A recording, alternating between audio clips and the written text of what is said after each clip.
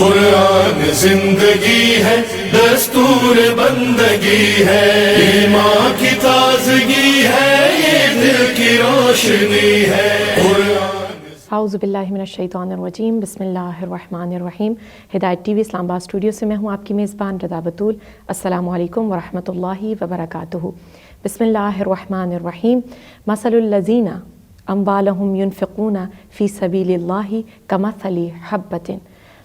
جی ناظرین، تمام تر حمد و ثنا ہے سب سے پہلے اس پروردگار دو جہاں کے لیے کہ جس نے انسان کے لیے زمین کا بستر بچھایا اور آسمانوں جیسا ایسا شامیانہ لگایا کہ جسے ستاروں سے زینت دی، اور اس پوری کائنات کا مرکز پھر انسان کو قرار دیا، اور انسان کو مرکز قرار دینے کے بعد پروردگار عالم نے انسان کو اپنا نائب اور خلیفہ قرار دیا اور کہا کہ اے میرے بندے، اب تو وہ بہترین ہستی ہے اس دنیا پر کہ جس کو میں اپنا نائب اور خلیفہ اس لیے بنا رہا ہوں کہ تجھ سے کچھ ایسے رشتوں کو بھی جوڑوں گا، تجھ سے کچھ ایسے احباب اور عزیز و اقارب جیسے معاملات کو بھی جوڑوں گا کہ جس کو تو اگر احسن طریقے سے انجام دے تو انشاءاللہ کہ تیرا راستہ مجھ رب ذوالجلال تک پہنچے گا۔ عزیزان من، جیسا کہ آپ سمجھ چکے ہوں گے کہ آج ماہ مبارک رمضان کہ جو ایک ایسا مہینہ ہے کہ جس میں ہم جتنی بھی پروردگار کی دی ہوئی نعمات کا شکریہ ادا کریں کم ہے، اس میں سے ایک نعمت رب ذوالجلال کی ماہ مبارک رمضان میں قرآن مجید بھی ہے کہ جس کی وجہ سے ماہ مبارک رمضان کو بہت ہی عظیم اور بافضیلت مہینہ بھی کہا جاتا ہے۔ لیکن اس قرآن مجید میں رب ذوالجلال نے انسان کے لیے بہت سارے اہم اصول و ضوابط کو بھی ذکر کیا ہے کہ جس کو ہم ہدایت کے ساتھ ساتھ اگر جاننے کی کوشش کریں تو واقعاً پتہ چلتا ہے کہ قرآن وسیلہ ہدایت ہے ہمارے لیے۔ آج جو ہمارا ماہ سیام بہار قرآن میں جو ٹاپک ہے وہ ہے انفاق فی سبیل اللہ، ایک ایسا موضوع کہ جس پر انسان بہت کم گفتگو کرتا ہے اور اپنی زندگی میں بہت کم توجہ بھی دیتا ہے۔ وہ رب ذوالجلال کے جو انسان کو اپنی زمین پر خلیفہ بنا کر بھیج رہا ہے، ایک خلیفہ کے لیے پھر ذمہ داریاں بھی اسی طرح سے عائد ہوتی ہیں۔ ایک خلیفہ جانتا ہے کہ اس کی رعایا کی کیا ذمہ داریاں ہیں اس پر اور کس طرح سے اس کو نبھانا ہے۔ اس میں سے انسان کے معاملات جب دنیا والوں سے جڑ جاتے ہیں تو اس میں سے ایک انفاق بھی ہے، انسان کا اپنے مال میں سے کچھ ایسا حصہ دنیا والوں کے لیے چھوڑنا، دنیا والوں کے لیے صرف کرنا تاکہ وہ بھی کسی کے محتاج نہ ہوں۔ اور عزیزان من، یہ ایک ایسی کڑی ہے کہ جو ایک انسان سے دوسرے انسان سے جڑی ہوئی ہے، اور رب نے اگر ایک انسان سے دوسرے انسان کی مشکلات کا حل رکھا ہے تو وہ صرف اس لیے کیونکہ اللہ رب العزت کہتا ہے کہ میں حقوق اللہ تو معاف کر دوں گا، درگزر کر دوں گا، لیکن حقوق العباد معاف نہیں کروں گا۔ اسی انفاق فی سبیل اللہ پر آج ہم بات کریں گے۔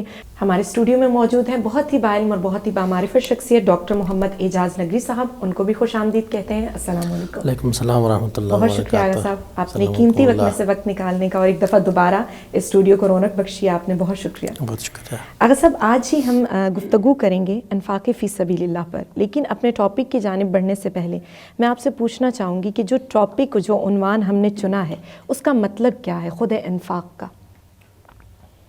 بسم اللہ الرحمن الرحیم۔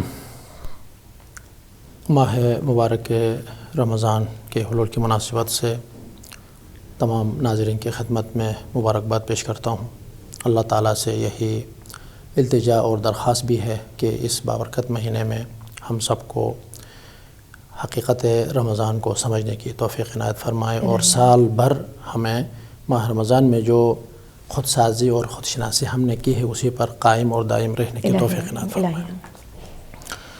جیسا کہ ایک بہت ہی بہترین موضوع کی طرف آپ نے بھی اشارہ کیا، انفاق، ظاہری طور پر انفاق کا جو معنی ہے وہ مال یا کسی اور چیز کو ان افراد کے لیے پیش کرنا، تقدیم کرنا جو ضرورت مند ہیں۔ یہاں پر مال کے ساتھ علماء اور اہل لغت فرماتے ہیں کوئی اور چیز، جہاں تک معمولاً لوگ سمجھتے ہیں انفاق سے وہی مال ہی ان کے ذہن میں آتا ہے، جبکہ تعریف انفاق میں مال کے ساتھ کوئی اور چیزیں بھی ہیں جن کی طرف انشاءاللہ ہم اشارہ کریں گے، لیکن یہی انفاق، وہ مال ہو یا کوئی اور ہو، اللہ تعالیٰ کے نزدیک قرآن مجید میں اور روایات میں اس پر بہت ہی تاکید کی گئی ہے۔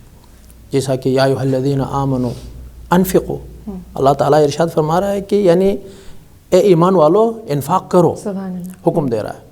اور اس کے علاوہ انفاق کرنے والے کو در واقع پرہیزگار اور متقی کے طور پر آگے تعارف کرا رہا ہے. سبحان اللہ سبحان اللہ. سورہ بقرہ کے ابتدائی آیات میں ہدی للناس ذالک الکتاب لا ریب فیہ ہدی للمتقین الذین یؤمنون بالغیب ویقیمون الصلاۃ ومما رزقناہم ینفقون. یعنی مومنین کی تعریف کرتے ہوئے آگے اللہ تعالیٰ ارشاد فرما رہا ہے کہ جو انفاق کرتے ہیں وہ بھی پرہیزگاروں کی نشانیوں میں سے ہے. یعنی انفاق کرنا پرہیزگاروں کی نشانیوں میں سے ہے.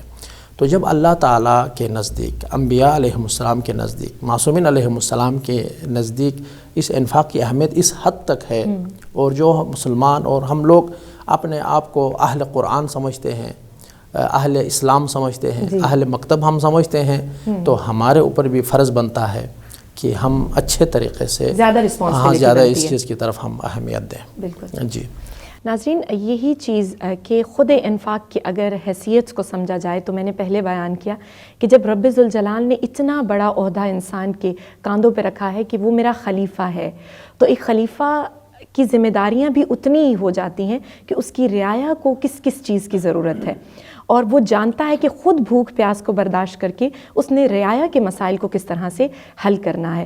اور انفاق یعنی جیسے آغا صاحب نے اشارہ کیا مال میں سے بھی ہو سکتا ہے اور دوسری بہت ساری چیزیں. تو آغا صاحب یہیں پر ہمارے ناظرین یہ بھی جاننا چاہیں گے کہ کیا فقط انفاق مال میں سے ہی ہوتا ہے یا کوئی اور بھی ایسی چیزیں ہیں جس پہ پروردگار اگر ہم انفاق کی صورت اختیار کریں ان میں تو اللہ رب العزت خوش ہوتا ہے؟ جی ماشاءاللہ، بہت اچھا سوال ہے.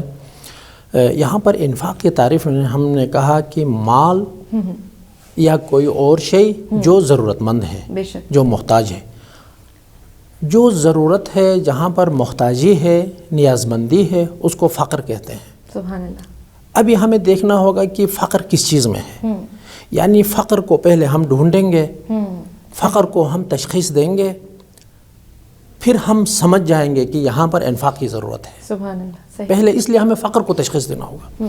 جب ہم آیات کی طرف اور روایات کی طرف رجوع کرتے ہیں تو فقر کے بہت سارے یعنی اقسام بیان ہو چکے ہیں. ان میں سے ایک فقر ذاتی ہے، یعنی ذاتی طور پر انسان فقر ہے، محتاج ہے، نیاز مند ہے. جیسا کہ آیہ شریفہ ارشاد فرما رہا ہے کہ یا ایھا الناس انتم الفقراء الی اللہ. سبحان اللہ.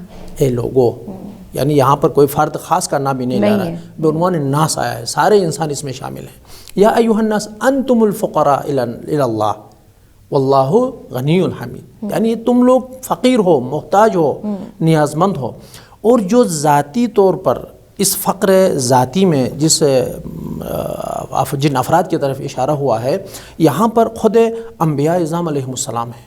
یعنی وہ ذاتی طور پر اپنے آپ کو اللہ تعالیٰ کے محتاج اور نیاز مند سمجھتے ہیں. سبحان اللہ. اور اسی فقر کو در واقع وہ کمال سمجھتے ہیں. یعنی اللہ تعالیٰ کے ساتھ نیاز مندی کا اظہار کرنا ان کے لیے بہترین کمال ہے. یعنی وہ نقص نظر نہیں آ رہا ہے ان کو، یہ کمال ان کو نظر آ رہا ہے، بلکہ وہ فرما رہے ہیں کہ اے اللہ ہمیں ہمیشہ اس فقر میں ہی رکھ، تاکہ ہمارا جو رابطہ اپنے رب کے ساتھ ہے وہ قائم ہو. ہاں، وہ محتاجی کا، یعنی جو اللہ کا محتاج ہوتا ہے، اللہ جسے عطا کرتا ہے وہ در واقع فقیر نہیں ہے، بے شک وہ بے نیاز ہے. بے نیاز ہے. تو ایک فقر ذاتی ہے جس کی طرف انبیاء اعظام علیہم السلام بھی فرماتے ہیں کہ ہم فقیر ہیں، بے شک، اور اللہ تعالیٰ سے ہم در واقع دست نیاز ہم اللہ تعالیٰ کی طرف ہم پھیلاتے ہیں. بے شک. دوسرا جو فقر ہے وہ فقر واقعی اور حقیقی ہے. یہ روایات میں جب اس فقر کی طرف ہم رجوع کرتے ہیں، دیکھتے ہیں تو بہت عجیب و غریب فقر ہے یہ. یعنی انسان کو غور اور فکر کرنے پر مجبور کر دیتا ہے. صحیح.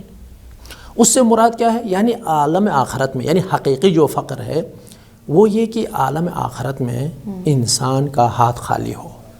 واہ سبحان اللہ. ہاں، یعنی اس دنیا میں شاید وہ مالا مال ہو، اس کے پاس دولت بھی ہو، سب کچھ ہو اس کے پاس، یعنی مزید کوئی آرزو اور تمنا شاید اس کی نہ ہو چونکہ سب کچھ اس کے پاس ہے.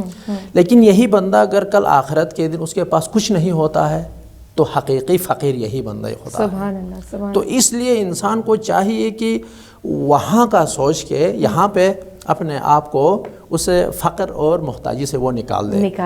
یہاں پر پیغمبر اسلام صلی اللہ علیہ وآلہ وسلم کا ایک سوال ہے اپنے احباب اور جو پیغمبر اسلام کے ساتھ موجود تھے، پیغمبر اسلام نے پوچھا کہ اتدرون مل مفلس، کیا آپ لوگ جانتے ہیں کہ مفلس کون ہے؟ سبحان اللہ. فقیر کون ہے، محتاج کون ہے، یعنی جس کے پاس کچھ بھی نہیں ہے وہ کون ہے، آپ لوگ جانتے ہیں؟ کہنے لگے کہ فقیل المفلس منا، یعنی ہمارے نزدیک مفلس وہ شخص ہے جس کے پاس نہ کوئی دینار ہے، نہ جس کے پاس کوئی مال ہے، جس کے پاس کچھ نہ ہو اسی کو ہم مفلس کہتے ہیں، اسی کو ہم فقیر کہتے ہیں. لیکن پیغمبر اسلام نے حقیقی تعریف کی ہے. المفلس من امتی من یاتی یوم القیامت بصلاۃ وصیام وزکوٰۃ، یعنی ہمارے نزدیک یعنی سنت محمدی میں، اسلام میں حقیقی فقیر وہ شخص ہے جو قیامت کے دن اپنے ساتھ کچھ نمازیں لے کر آتا ہے، کچھ روزے اپنے ساتھ لے کر آتا ہے، اور زکوٰۃ بھی اپنے ساتھ لے کر آتا ہے، یعنی نیکیاں بھی اپنے ساتھ لے کر آیا ہے. لیکن وقد ویاتی قد شتم وقذف هذا وأكل مال هذا وسفك دم هذا وضرب هذا فيعطى هذا من حسناته، یعنی ان نیکیوں کے ساتھ ساتھ وہ کچھ گالیوں کے ساتھ بھی آیا ہے اپنے ساتھ، مطلب کچھ ناسزا اور دشنام بد زبانی غلیظ زبانی کے ساتھ، ہاں وہ بھی لے کر آیا ہے. وقذف هذا، لوگوں کو تہمتوں سے بھی در واقع وہ نوازتا تھا، تہمتیں لوگوں کو دیتا تھا، اتہام وغیرہ. وَأَكَلَ مَالَ هَذَا، یعنی مختلف لوگوں کے مال بھی کھا کر آیا ہے. آگے بڑھ کر فرماتے ہیں کہ خون بھی حد تک آیا ہے. یہاں تک یعنی اتنا یہ اپنے اس سرکشی میں یہ آگے بڑھا ہے کہ آخر میں اس کے پاس کچھ بھی نہیں ہے. اس کے سارے حسنات اور اس کی نیکیاں ختم تو ہو گئی ہیں آلریڈی، لیکن دوسروں کی جو گناہیں ہیں وہ بھی ان کے ذمہ لگائے جائیں گے. بے شک، سبحان اللہ. یہ بہت خوبصورت پوائنٹ آغا صاحب نے اشارہ کیا کہ آپ جب فقیر ہوتے ہیں یا جب آپ محتاج ہوتے ہیں تو رب آپ کو نوازتا ہے، لیکن دیکھنا یہ ہے کہ آپ فقیری اور محتاجی میں کس در پر جا کر جھکتے ہیں. اگر تو آپ فقیری اور محتاجی میں اور مفلسی میں ہیں، اور اگر آپ نے رب ذوالجلال کی بارگاہ میں جا کر دستک دی ہے تو واقعاً پھر رب آپ کو نوازتا ہے. اور کیا ہی آغا صاحب نے خوبصورت جملہ کہا کہ اگر انسان یہ دعا کرے کہ اے رب میں ہمیشہ کے لیے فقیر ہوں، کیوں؟ کیونکہ میں تیرا محتاج ہوں اور ہمیشہ تیری محتاجی مجھے چاہیے. اور عزیزان من، یہ ایک ایسی محتاجی ہے کہ جس میں خداوند متعال خود سورہ بقرہ کی آیت نمبر 261 بہت خوبصورت انداز میں ارشاد فرماتا ہے، کہتا ہے کہ مثل الذین ینفقون اموالہم فی سبیل اللہ کمثل حبۃ، کہا کہ جو انسان، جو لوگ میرے اپنے مال میں سے فی سبیل اللہ، اللہ کی راہ میں مال کو خرچ کرتے ہیں، ان کی مثال اس دانے کی سی ہے. کہا وہ دانہ کیسا دانہ ہے؟ کہا وہ دانہ ایسا ہے کہ جس میں 7 بالیاں ہوتی ہیں. گندم کے دانے کی مثال دی، کہا کہ جس میں 7 بالیاں ہوتی ہیں، اور وہ دانہ فقط 7 بالیاں نہیں رکھتا، اس ہر دانے میں، اس ہر 7 بالیوں میں 100 دانے موجود ہیں. کہا اور جس طرح سے یہ انسان، میں نے اس کی مثال اس لیے دی، رب ذوالجلال کہہ رہا ہے کہ میں وہ رب ہوں کہ جو چاہوں تو ان کے رزق میں اضافہ فرما دوں، میں وہ رب ہوں کہ جو چاہے تو ان کے مال میں بھی اضافہ فرما دے. تو کہا کہ یہ مثال کیوں دی؟ علماء اور مفسرین سے جب پوچھا گیا کہ یہاں پر یہ 7 بالیوں کی مثال کیوں دی، تو کہا کہ جب انسان اپنے مال میں سے کچھ دیتا ہے، کوئی ایک دانہ بھی دیتا ہے، تو کہا وہ دانہ 7 بالیوں کے مثل قرار پاتا ہے، وہ 7 بالیوں میں منتقل ہو جاتا ہے، اور پھر 7 بالیوں کا اجر کیا ملتا ہے کہ ہر بالی میں سے اس کو 100 دانوں جتنا ثواب ملتا ہے. کہا تمہارے گھر سے ایک دانہ نکلے گا، اگر سادہ الفاظ میں کہوں کہ اگر ہم 1 روپیہ پروردگار کی راہ میں انفاق کرتے ہیں تو رب ذوالجلال اس کو اتنا گنا اضافے میں بدل کر ہمارے نامہ اعمال میں لکھ دیتا ہے. تو آغا صاحب یہیں پر آپ سے ایک اور سوال بھی کرنا چاہوں گی کہ جتنا اجر و ثواب قرآن مجید میں انفاق کا ملتا ہے، اور جتنی تاکید کی گئی ہے کہ اپنے لوگوں پر، مفلس لوگوں کی طرف توجہ دیجیے، کیونکہ کچھ ایسے سفید پوش لوگ بھی ہوتے ہیں کہ جو ہاتھ کو نہیں پھیلاتے، لیکن ہمارے رشتہ داروں میں سے، ہمارے عزیز و اقارب میں ہی وہ لوگ موجود ہوتے ہیں، ہمیں ان کی بھی مدد کرنی ہے. لیکن یہاں پر جو آپ نے اشارہ کیا کہ پہلے تو ہم یہ سمجھے کہ فقیر کون ہے، تو اگر کوئی ظاہر نہ کرے کہ ہم فقیر ہیں یا محتاج ہیں تو ان تک ہم کیسے اپنے مال کو پہنچائیں؟ ماشاءاللہ. یہاں پر جس نقطے کی طرف آپ نے اشارہ کیا ہے اس سے پہلے میں ایک پہلے جو بحث ہے اس کو میں مکمل کروں کہ فقر کی جو اقسام ہیں اس فقر کی اقسام میں ایک تو فقر واقعی ہے، حقیقی ہے، اور رسول اکرم صلی اللہ علیہ وآلہ وسلم نے اپنی اس گفتگو کو جاری رکھ کر آگے بڑھ کر فرمایا کہ قیامت کے دن یعنی اس انسان کے پاس کوئی نیکیاں نہیں ہوں گی، اور اس کے بعد دوسروں کی گناہیں بھی ان کے وہاں ذمے میں ڈال دیے جائیں گے، اور اس کے بعد جہنم کے اس آگ میں اس کو ڈال دیا جائے گا۔ پھر کہا جائے گا کہ مفلس واقعی یہی ہے۔ بے شک، ہاں، مفلس واقعی کیونکہ ضرورت مند تو اس وقت وہی یہی ہے، مفلس واقعی یہی ہے۔ تو یہاں پر یہ کیوں مفلس بنا ہے؟ مفلس کیوں بنا ہے؟ کس چیز کی کمی تھی؟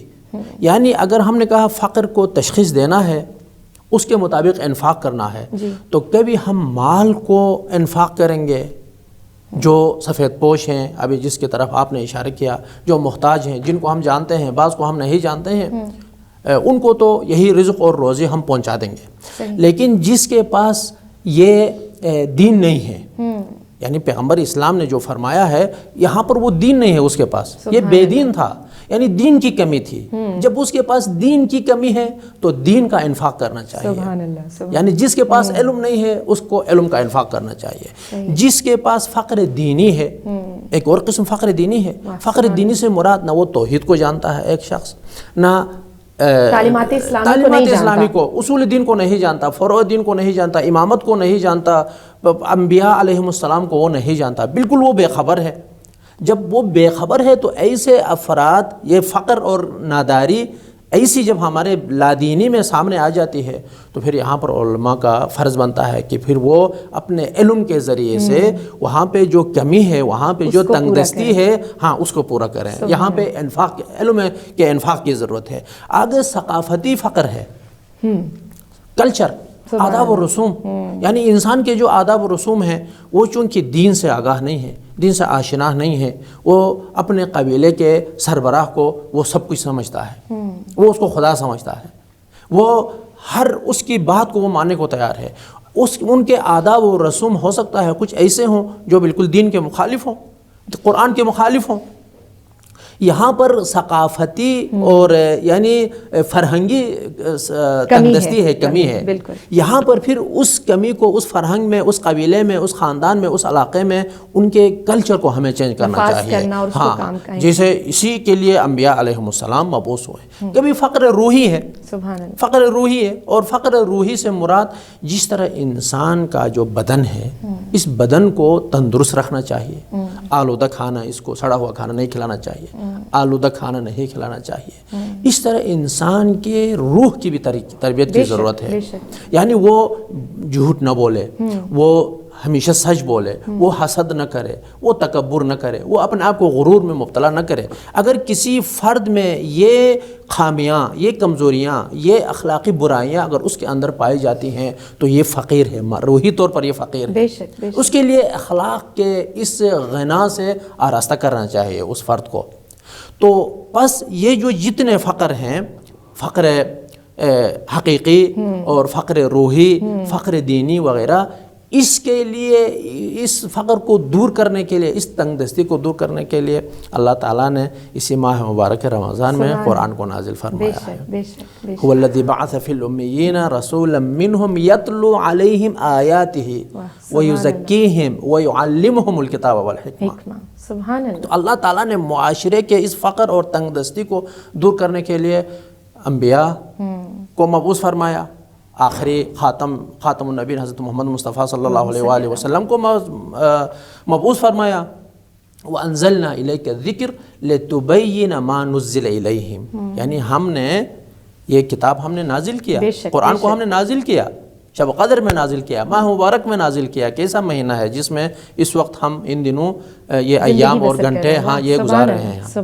تو بس اس فقر فرہنگی، ثقافتی فقر کو، روحی فقر کو، علمی فقر کو، معنوی فقر کو دور کرنے کے لیے اللہ تعالیٰ نے پیغمبر اسلام کو مبعوث فرمایا اور اس دستور اور اس آئین کو بھی نازل فرمایا، تاکہ جو تعلیم اور تربیت کے اصول اور ضوابط ہیں وہ ہمارے لیے بیان ہو سکے، روشن ہو سکے۔ جی ناظرین، کتنی خوبصورت چیز آغا صاحب نے، میرا دھیان بھی اسی نقطے کی طرف تھا کہ فقط وہ ایک دانہ جو سورہ بقرہ میں کہا کہ تم دو گے اور وہ بدلے گا 7 بالیوں میں اور پھر 100 دانوں میں، وہ ایک دانہ آپ کا دین کی شناسی کو آگے پھیلانا بھی ہو سکتا ہے، آپ کا وراثت کو پروموٹ کرنا بھی ہو سکتا ہے، کسی بھی طرح سے۔ وہ ایک دانہ صرف پیسہ نہیں ہے، مطلب آغا صاحب نے بہت خوبصورت انداز میں اس چیز کی وضاحت کی کہ انفاق صرف آپ کے مال کا انفاق نہیں ہے، آپ جس چیز کا علم رکھتے ہیں اس کو آگے بڑھانا، اس کو آگے پروموٹ کرنا، اس کو آگے دینا بھی ایک طرح کا انفاق ہے۔ انفاق مطلب کسی چیز کا نکل کر آگے بڑھنا۔ تو وہ کتنی خوبصورت چیز ہے کہ اگر آپ دین شناسی ہیں، آپ دین شناسی کا علم رکھتے ہیں، آپ آگے دین دیجئے۔ اگر آپ وراثت کا، نظم و ضبط کا، علم کا، ان تمام علوم کے ماہر ہیں تو آگے علم دینا نفاق ہے۔ اور ساتھ ہی ساتھ اگر آپ روحی بیماریاں معاشرے میں دیکھ رہے ہیں یا اپنے وجود میں دیکھ رہے ہیں تو اپنے وجود میں سے بھی ماہ مبارک رمضان میں انفاق کریں۔ کس چیز کا؟ غیبت کا، چوری، حسد، کینہ، بغض، ان تمام چیزوں کو اگر آپ اپنے وجود سے بھی نکال رہے ہیں تو وہ بھی ایک طریقے کا انفاق ہی ہے۔ اور ساتھ ساتھ آقا صاحب کا یہ نقطہ ہمارے لیے بہت مفید ہے کہ انفاق صرف مال کے لیے نہیں ہے۔ انسان اپنی زندگی پر اگر نظر دوڑائے تو ایسی بہت ساری چیزیں ہیں کہ جس کی ضرورت اس معاشرے کو بھی ہے اور خود ہمارے وجود کو بھی انفاق کی ضرورت ہے۔ اگر صاحب جس نقطے کی طرف ماشاءاللہ آپ نے اشارہ کیا، اسی کے ساتھ پتہ بھی ہم کرنا چاہیں گے اور معلوم کرنا چاہیں گے کہ یہ جو انفاق کا سلسلہ ہے وہ کہاں سے کہاں تک جاتا ہے، مطلب اس کا معاملہ کن 2 ہستیوں کے درمیان ہے، یہ کن کے درمیان ہے؟ دیکھیں عزیزان، یہاں پر انفاق بس یہ ضرورت جہاں پر ہاں تشخیص دینا ہے اور اس کے مطابق ہم نے اقدام کرنا ہے بالکل۔ لیکن خود انفاق کے حوالے سے اب ہم دیکھتے ہیں کہ انفاق کا حکم کس نے دیا ہے، انفاق کے بارے میں کون مطلب اپنے طرف نسبت دے رہا ہے، ذات باری تعالیٰ ہے۔ بے شک اللہ تعالیٰ نے فرمایا کہ انفقو، انفاق کرو، انفاق کرو، پاک اور پاکیزہ چیزوں سے انفاق کرو، کسی پر احسان نہ جتاؤ انفاق کر کے۔ یعنی انفاق کے بارے میں جتنے بھی آیات آ گئے ہیں اس سے یہ اندازہ ہوتا ہے کہ انفاق کا جو دائرہ ہے بہت وسیع ہے، وہ وسیع ہے، اور ان کے حدود کو معین کرنے والی جو ہستی ہے وہ ذات باری تعالیٰ ہے، وہ اللہ تعالیٰ کی ذات ہے۔ اور وَيَأْخُذُ مِنْكُمُ الصَّدَقَاتِ، یہ صدقات اور یہ انفاقات جو ہیں وہ بھی اللہ تعالیٰ خود اٹھا لیتا ہے۔ بالکل بالکل۔ تو یہاں پر جو افراد جن کے درمیان یہ معاملہ چل رہا ہے وہ در واقع انفاق کرنے والا اور ادھر سے اللہ تعالیٰ ہے۔ سبحان اللہ۔ اللہ تعالیٰ نے فرمایا کہ بھائی فقیروں تک آپ رسیدگی کریں، رسائی کریں، ان کو در واقع ان کی جو کمزوری ہے، جو ان کی ضرورت ہے اس کو پورا کرو۔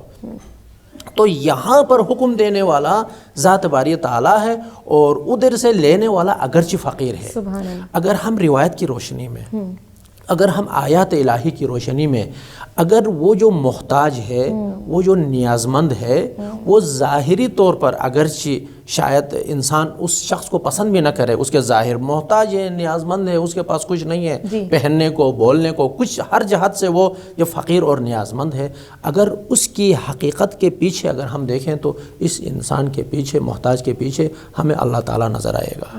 بے شک، سبحان اللہ۔ کیوں؟ اللہ تعالیٰ نے فرمایا کہ انفاق کرو، انفاق میں لیتا ہوں، یعنی آپ کی زکوٰۃ اور صدقات کو میں لیتا ہوں، لینے والا میں ہوں۔ سبحان اللہ۔ تو یہاں پر مطلب در حقیقت اس انسان کو نہیں دے رہے، انسان کو نہیں دے معاملہ خدا کے ہاں، ساتھ معاملہ ہے۔ خدا کے ساتھ ہے، معاملہ خدا کے ساتھ ہے۔ اسی لیے امیر المومنین علیہ السلام سے منقول ہے، رسول اکرم صلی اللہ علیہ وآلہ وسلم سے بھی منقول ہے کہ آن حضرات علیہ السلام نے فرمایا ہے کہ جب انسان کسی کو صدقہ دے دیتا ہے، خیرات دے دیتا ہے، اس کی فقر کو مطلب دور کرنے کے لیے جب اقدام کرتا ہے تو آپ اس کو جب آپ سائل کو وہ جو چیز عطا جو آپ کر رہے ہیں، آپ اس کو جب عطا کریں گے تو عطا کرنے کے بعد اپنے ہاتھ اٹھاؤ، اپنے دہان کے نزدیک کر کے اس کو چومو۔ بے شک، کیوں؟ سبحان اللہ۔ اس لیے کہ یہ جو صدقہ ہے انہا تقع علی ید اللہ قبل ان تقع فی ید السائل، یعنی سائل اور محتاج اور نیاز مند کے ہاتھ میں یہ عطا گرنے سے پہلے وہ اللہ تعالیٰ کے ہاتھ پر گر جاتا ہے۔ سبحان تو اللہ۔ وہ در واقع اللہ تعالیٰ لے رہا ہے، اور جب اللہ تعالیٰ لے رہا ہے انفاق کرنے والے اور خداوند متعال کے ساتھ جب یہ معاملہ ہے تو پھر ہمیں یہ بھی دیکھنا ہوگا، یعنی ہمیں بہت محتاط رہنا ہوگا۔ بے شک، کیوں؟ بے شک۔ معاشرے میں ہم دیکھتے ہیں اگر کسی کے کپڑے پرانے ہوں تو وہ کہتے ہیں وہ کسی نیازمند کو دیں گے، کسی کے جوتے پھٹ گئے ہوں وہ خود استعمال کرنے کے قابل نہیں سمجھتا اپنے لیے، بچوں کے لیے، پھر وہی دوسروں کسی فقیر کو دینے کے لیے وہ تیار کرتا ہے۔ اگر صاحب یہیں پر میں یہی بات ناظرین کی خدمت میں بھی کہ مطلب ہم انفاق ان چیزوں کا کرتے ہیں کہ جو چیزیں ہم استعمال پہلے کر چکے ہیں، مطلب ضرورت شدہ چیزوں میں سے کیا دینا، وہ تو ہم پہلے استعمال کر چکے، تو انفاق کن چیزوں پہ ہونا چاہیے؟ اس پہ آپ ضرور، ایک تو دین ہے، آپ نے علم بتایا، بہت سارے لیکن مالی چیزوں میں سے کون سی چیزیں ہیں کہ جن کو کس صورت میں انفاق کریں اور کیسی حالت میں؟ انفاق کے حوالے سے سب سے پہلے اللہ تعالیٰ نے جو حکم دیا ہے پاکیزہ کمائی سے انفاق کرنا چاہیے۔ بے شک، اللہ تعالیٰ ارشاد فرما رہا ہے کہ یا ایھا الذین آمنوا انفقوا، انفاق کرو من طیبات ما کسبتم، یعنی ان چیزوں سے جس کو تم نے پاک اور پاکیزہ طور پر کمایا ہے۔ سبحان اللہ۔ یعنی جو پاک اور طاہر ہے، بالکل۔ مثال کے طور پر کوئی شخص فقیر کو پیسے دینا چاہتا ہے لیکن خمس ادا نہیں کیا ہے، اس کے مال میں ابھی ملاوٹ ہے، صاف اور شفاف نہیں ہے، مال اس کا اپنا نہیں ہے۔ بے شک۔ کیوں؟ شرع مقدس کے احکام کے مطابق انسان کا مال جب سال گزرنے کے بعد وہ زائد آ جاتا ہے تو اس کو مطلب 5 حصے بنائیں، 5 حصوں میں سے ایک حصہ خمس دے، ان میں سے اسی ایک حصے میں مطلب آدھا مال امام ہے اور آدھا مال سادات ہے، یہ ہمارے احکام شرعیہ اور یہ مسلم چیز ہے۔ بے شک۔ تو اب مثال کے طور پر کوئی شخص یعنی سال گزرنے کے بعد گویا اس کے مال میں جب کوئی زائد شے آ جاتی ہے تو وہ اس کا حصہ ہی نہیں ہے، حصہ ہی نہیں، ہاں، یعنی اس میں دوسرے لوگ بھی، مستحق لوگ بھی شریک ہیں۔ جب مستحق لوگ شریک ہیں تو پھر وہ یہ حق نہیں رکھتا ہے کہ کسی اور کا مال کسی اور کو دے دے، پہلے آپ اس کا مال الگ کر دیں، مشخص کر دیں، صاحب تک پہنچا دیں، مالک واقعی تک، اس کے بعد پھر آپ یہ مال خرچ کر دیں، انفاق کریں۔ تو امام اللہ تعالیٰ سبحانہ و تعالیٰ نے فرمایا کہ یا ایھا الذین آمنوا انفقوا من طیبات ما کسبتم، جو پاک ہے اور پاکیزہ ہے، اس میں کوئی خدشہ اور ملاوٹ کا کوئی شبہہ اس میں نہیں ہے، اسی کو جو ہے آپ مطلب انفاق کریں۔ اور انفاق جیسا کہ آپ نے بھی اس آیہ شریفہ میں گندم اور اس کی بالیاں اور اس کے جو دانے ہیں اس کی جو مثال دی ہے، یہاں پر صرف پیسہ نہیں ہے، ضروری نہیں ہے کہ ہم صرف پیسہ دیں تو انفاق ہے، باقی نہیں ہے۔ وہ ایک دانہ کچھ بھی ہو سکتا ہے، کچھ بھی ہو سکتا ہے، وہ دانہ کچھ بھی ہو سکتا ہے، وہ علم بھی ہو سکتا ہے، وہ نصیحت بھی ہو سکتا ہے، سبحان اللہ، اور وہ مال بھی ہو سکتا ہے، وہ پیسہ بھی ہو سکتا ہے، یعنی جو چیز اس مستحق کی ضرورت کو پوری کر دیتی ہے در واقع وہ مال ہے، انفاق ہے۔ تو یہاں پر پاک اور پاکیزہ چیزوں سے اللہ تعالیٰ ارشاد فرما رہا ہے ما کسبتم ومما اخرجنا لکم من الارض، ساتھ فرما رہا ہے کہ یہ تمہارا اپنا مال نہیں ہے، ہم نے خارج کر دیا ہے زمین سے تمہارے لیے، یعنی مال ہم نے تمہیں دیا ہے، تم خرچ کرو۔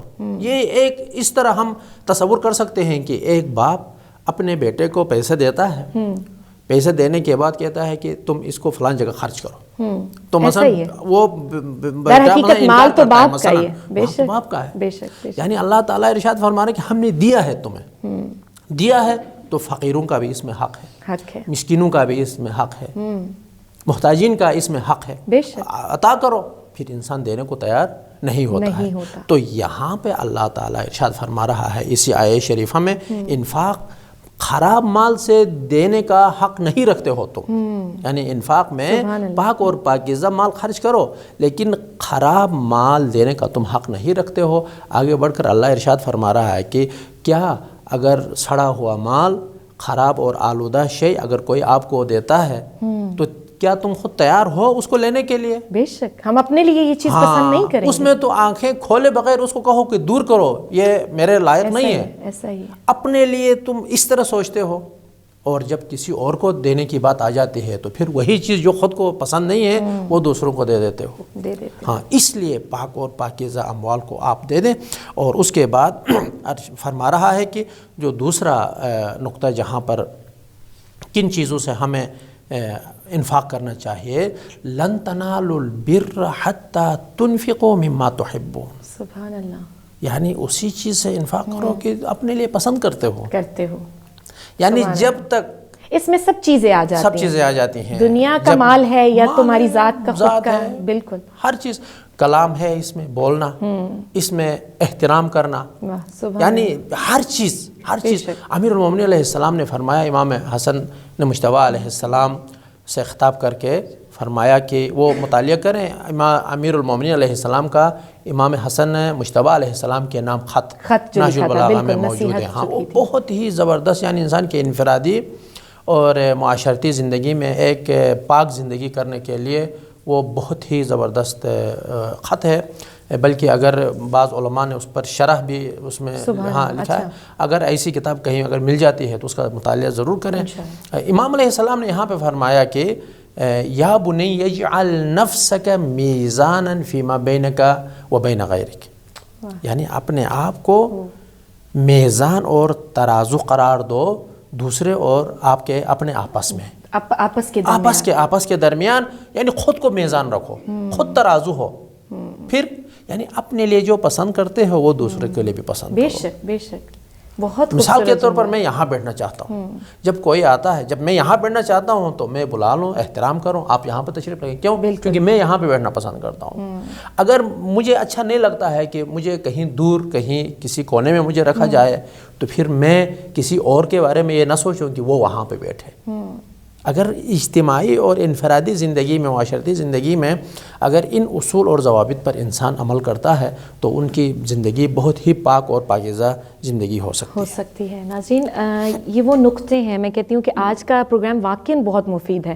ہم جس چیزوں پر توجہ دے رہے ہیں کہ انفاق فقط مال, لوگ آتے ہیں سوال کرتے ہیں تو وہ یہی سمجھتے ہیں کہ انفاق فقط صرف آپ کا مال ہے. نہیں, انفاق کا دائرہ آج آغا صاحب نے بہت وسیع کر کے بتایا کہ انفاق فقط مال نہیں ہے. آپ کی کسی کو اچھی نصیحت کرنا, آپ کا اپنے لیے جو پسند کرنا ہے وہ کسی کو دینا, یہ بھی انفاق ہے.